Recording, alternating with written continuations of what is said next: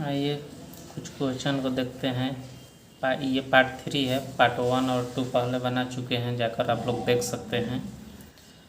तो पहला है, धन विधेयक को राज्यसभा अधिकतम कितने दिनों तक रोक सकती है। तो धन विधेयक राज्यसभा अधिकतम 14 दिनों तक रोक सकती हैं। वित्तीय आपात उद्घोषणा का अनुमोदन करने वाले संकल्प सदन के दोनों सदनों द्वारा कितने माह के भीतर होना चाहिए? 2 माह। और आपातकाल पर हम वीडियो बना चुके हैं, जाकर आप लोग देख सकते हैं, वहाँ पर ये सब क्वेश्चन क्लियर हो जाएगा। भारत में पहली बार केंद्र सरकार के विरुद्ध लोकसभा में अविश्वास प्रस्ताव कब लाया गया था? तो 1963 में। चलैया समिति जो कि टैक्स से संबंधित था, चलैया समिति टैक्स कर से संबंधित था, का गठन किस वर्ष किया गया था? तो ये किया गया था 1991 में। किस क्रांति का संबंध चमड़ा उत्पादन या कोको उत्पादन, कोको मतलब कॉफ़ी उत्पादन से है? तो ये भूरी क्रांति चमड़ा उत्पादन और कोको उत्पादन से संबंधित है। एक धन जो आसानी से विदेश से आता है लेकिन आसानी से चला भी जाता है, इसे किस प्रकार से जाना जाता है? तो इसको हॉट मनी कहा जाता है। दांडी मार्च की समाप्ति किस तिथि को हुई थी? तो दांडी मार्च की समाप्ति 6 अप्रैल 1930 को हुआ था। और शुरुआत कब हुआ था? तो शुरुआत हुआ था 6 अप्रैल 12 मार्च 1930। समाप्त हुआ था 6 अप्रैल को, शुरुआत हुआ था 12 मार्च 1930 को। तो इसमें कितना दिन लगा था? 26 दिन महात्मा गांधी चलते रहे। और ये अंग्रेज सरकार के नमक पर लगाए जाने वाले टैक्स के खिलाफ अभियान था। कौन? दांडी मार्च। इसको नमक आंदोलन भी कहा जाता है। तो ये नमक पर जो टैक्स अंग्रेज सरकार लगा दिए थे, उसी के खिलाफ ये अभियान था, दांडी मार्च। और इसमें महात्मा गांधी ने 79 लोगों को साथ लेकर आश्रम से चले थे। ठीक है। आज़ाद हिंद फौज के साथ सुभाष चंद्र बोस ने सिंगापुर में स्वतंत्र भारत की अस्थायी सरकार का गठन कब किया था? तो किए थे 21 अक्टूबर 1943 को। 21 अक्टूबर 1943 को।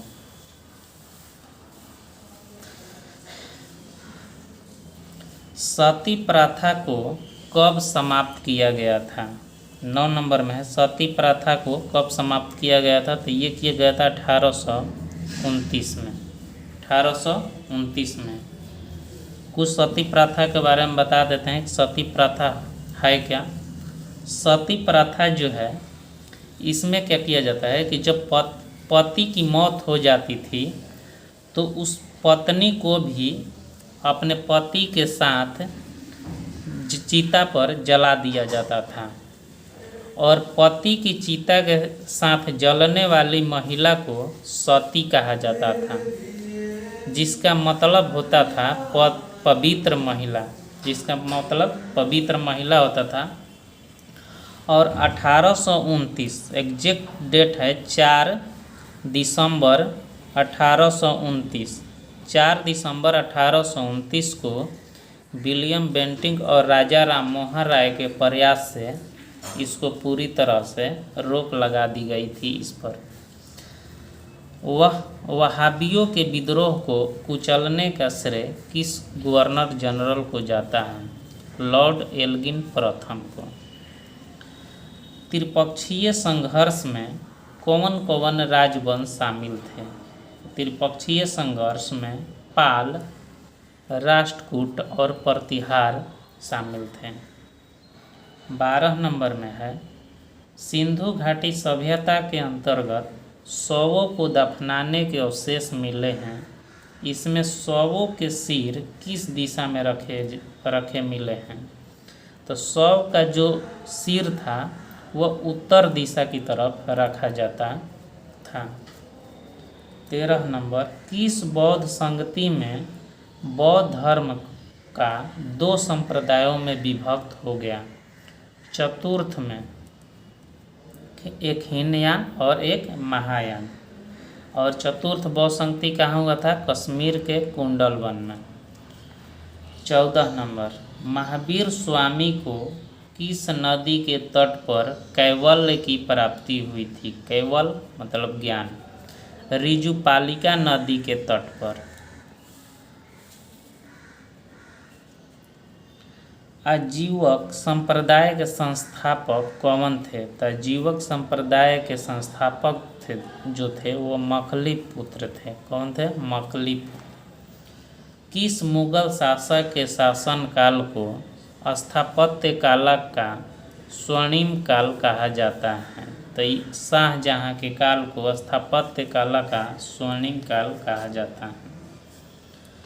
दीवान ए अर्ज 17 में है, दीवान ए अर्ज किस विभाग से संबंधित था? तो दीवान ए अर्ज जो था वो सैन्य विभाग से संबंधित था। बसावन व दशवंत किस शासक के दरबारी चित्रकार थे? बसावन दशवंत कौन थे? चित्रकार थे और ये अकबर के दरबारी थे। कूड़नकुलम परमाणु विद्युत गृह किस राज्य में है? तो यह है तमिलनाडु में। और 30वीं समानांतर रेखा किन दो देशों के बीच है? तो ये है उत्तर कोरिया और दक्षिण कोरिया। और 30वीं समानांतर रेखा उत्तर कोरिया एवं दक्षिण कोरिया के मध्य स्थित है। 21 नंबर क्वेश्चन है, तारों के मध्य दूरी ज्ञात करने की इकाई क्या है? तो इसको गैलेक्टिक इकाई कहा जाता है, जब स्टार के बीच दूरी को मापना हो।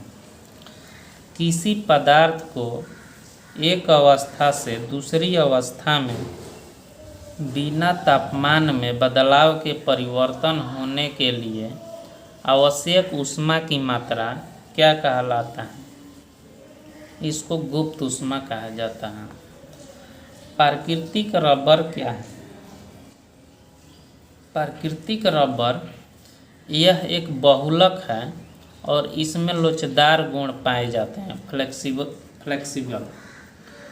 किसी तत्व का रासायनिक गुण कौन तय करता है? तो किसी तत्व का रासायनिक गुण जो है ये इलेक्ट्रॉन की संख्या निर्धारित करती है। कहाँ सर्वाधिक जैव विविधता पाई जाती है? तो ये उष्णकटिबंधीय वर्षा वन में सर्वाधिक जैव विविधता पाई जाती है। किस नदी को दक्षिण भारत की गंगा कहा जाता है? कावेरी को कहा जाता है। दक्षिण भारत की कहेगा तो कावेरी, सिर्फ कह देगा जैसे दक्षिण भारत की गंगा तो ये कौन हो जाएगी? कावेरी। प्रशांत महासागर क्षेत्र में रिंग ऑफ फायर किस लिए जाना जाता है? तो सबसे पहले तो रिंग ऑफ फायर कहाँ पर आती है? तो ये प्रशांत महासागर में आती है और ये भूकंप और ज्वालामुखी के लिए जाना जाता है। रिंग ऑफ फायर भूकंप और ज्वालामुखी के लिए। योग दर्शन के प्रवर्तक कौन है? तो ये है पतंजलि। योग दर्शन के प्रवर्तक कौन है? पतंजलि। 29 में है, न्याय दर्शन का प्रवर्तक कौन है? तो यह है गौतम। 30 में, सांख्य दर्शन का प्रवर्तक कौन है? कपिल। सांख्य दर्शन का प्रवर्तक कपिल को माना जाता है। 31 नंबर, वैशेषिक दर्शन का प्रवर्तक कौन है? तो कणाद। वैशेषिक दर्शन का कणाद। पूर्व मीमांसा दर्शन का प्रवर्तक कौन है? तो पूर्व मीमांसा दर्शन का प्रवर्तक जैमिनी को माना जाता है। 33 में, उत्तर मीमांसा दर्शन का प्रवर्तक कौन है? बादरायण को माना जाता है। उत्तर मीमांसा दर्शन का प्रवर्तक कौन है? बादरायण। आजीवक संप्रदाय का संस्थापक, पीछे भी हम लोग पढ़ चुके हैं। आजीवक संप्रदाय का संस्थापक कौन है? मखलिपुत्र गोसाल। अनिश्चयवादी संप्रदाय का संस्थापक कौन है? संजय बेटलिपुत्र। अनिश्चयवादी संप्रदाय का संस्थापक संजय बेटलिपुत्र को माना जाता है। और 36 नंबर है, भौतिकवादी संप्रदाय का संस्थापक कौन है? तो पकुद का चायन को माना जाता है। और घोर अक्रियावादी संप्रदाय का संस्थापक कौन है? पूरणकश्यप। तो ये था हमारा आज का पार्ट 3 का। ठीक है।